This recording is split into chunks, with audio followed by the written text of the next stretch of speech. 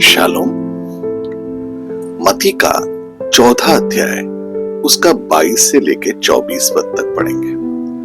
तब उसने तुरंत अपने चेलों को नाव पर चढ़ने के लिए विवश किया कि वे उससे पहले पार चले जाएं।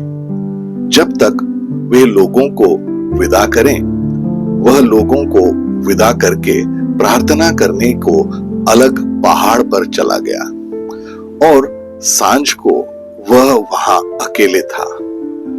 उस समय नाव झील के बीच लहरों में डगमगा रही थी क्योंकि हवा सामने की थी।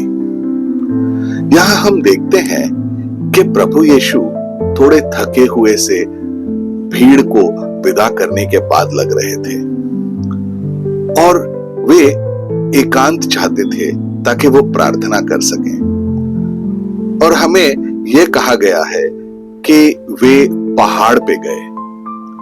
बाइबल में जब भी पहाड़ का जिक्र होता है, वह अक्सर अधिकार के स्थान के प्रतीक है। अब यह कल्पना कीजिए, प्रभु यीशु एक अधिकार वाले स्थान में प्रार्थना कर रहे हैं और उनके चेले तूफान से जूझ रहे हैं। खासकर जब उन्होंने प्रभु यीशु की निर्देशों का पालन करते हुए झील के उस पार जाने का तय किया। यहाँ एक ऐसा चित्र दर्शित होता है कि हम प्रभु की स्वर्गीय निर्देशों का पालन कर रहे हैं और प्रभु यीशु हमारे लिए जीवन के तूफानों से जूझने के लिए मध्यस्थी कर रहे हैं। प्रभु यीशु ने उनको उस पार जाने का निर्देश दिया था। इससे यह समझ आता है कि शायद चेले जाने के लिए तैयार नहीं थे, क्योंकि वचन कहता है प्रभु ने उनको जाने के लिए विवश किया।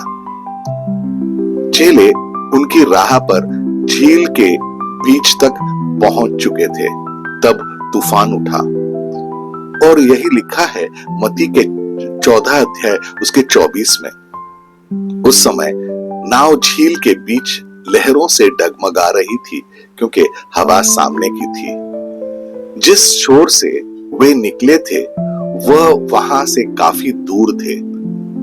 वो नैया तूफान में काफी डगमगा रही थी। तूफान उनके सामने था। उन्होंने क्या खौफ महसूस किया होगा। वह सचमुच में अब बड़ी समस्या में थे।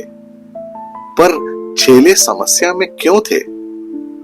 क्योंकि उन्होंने प्रभु यीशु के निर्देशों का पालन करते हुए नैया को उस दिशा में रखा था जिस तरफ तूफान आया। वह खतरे में नहीं रहते अगर उन्होंने प्रभु के आज्ञा नहीं मानी होती।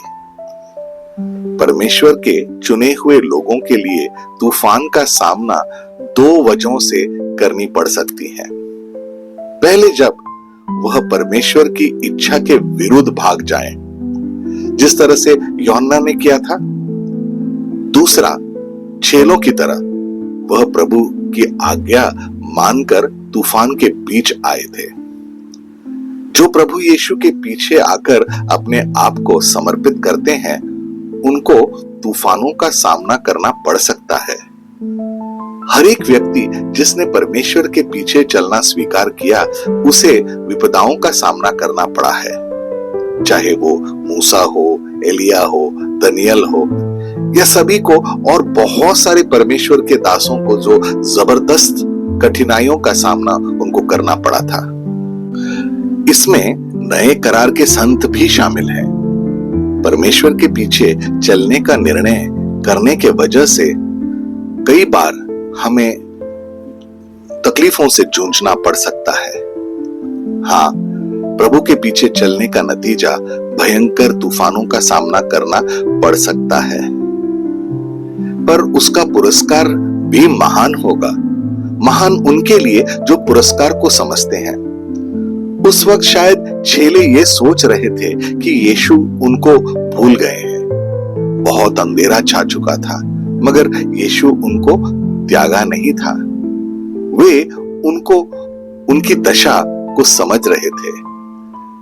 आज के समय और युग में भी हम अपने आसपास की दुनिया में जीवन की उथल पुथल और समस्याओं से घिर सकते हैं और ऐसे लग सकता है कि हमें प्रभु ने भुला दिया है, पर ऐसा नहीं है, क्योंकि वो हमें भूल नहीं सकते।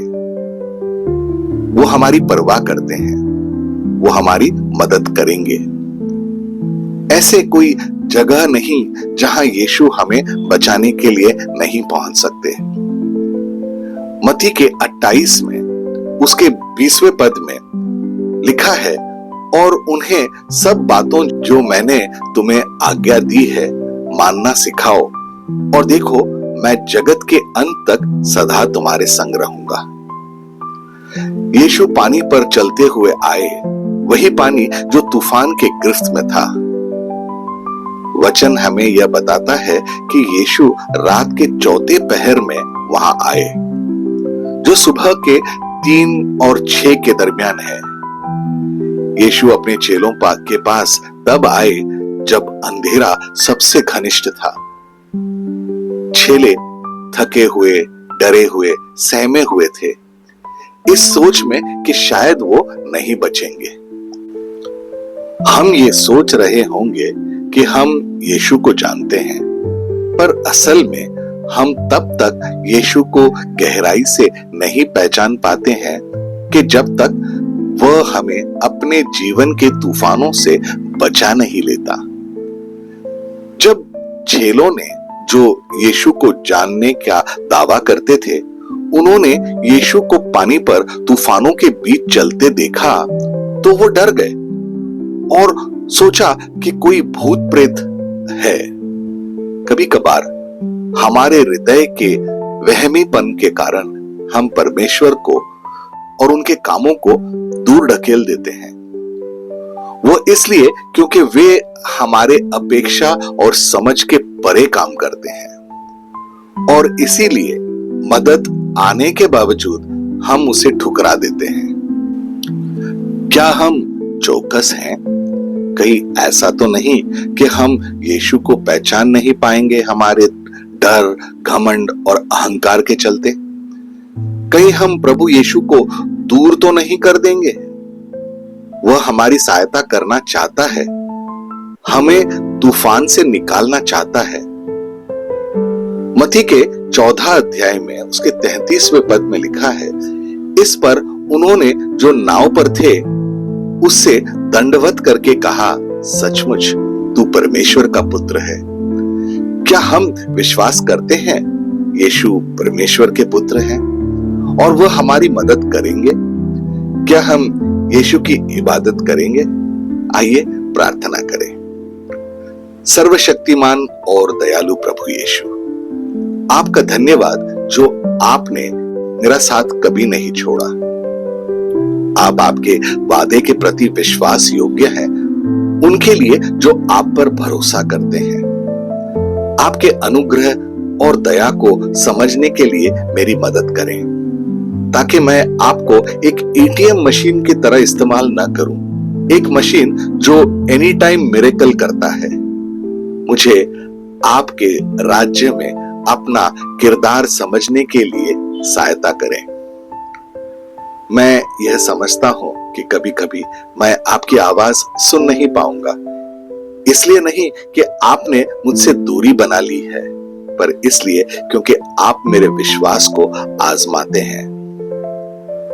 धन्यवाद प्रभु यीशु, जो आपने मुझे मेरे विश्वास को बढ़ाने के लिए मुझे आपके सुंदर सबक दी। मेरी मदद करें कि मैं चौकस रहूं और आपको मेरे जीवन से मैं कभी दूर ना करूं। मैं जानता हूं प्रभु यीशु, आपके पास मेरे उज्जवल भविष्य के लिए योजनाएं हैं। मैं आपके वादों पर हमेशा यकीन करूंगा, जो हाँ और आमीन है। आपके प्रेम और दया के लिए धन्यवाद यीशु। आपके अद्भुत नाम में मैं ये प्रार्थना करता हूँ। आमीन और आमीन। अपने दिन की शुरुआत प्रभु यीशु से करें। सब्सक्राइब कीजिए, नोटिफिकेशंस ऑन रखिए और ये दैनिक भक्ति आपको रोज मिलेगी। धन्यवाद।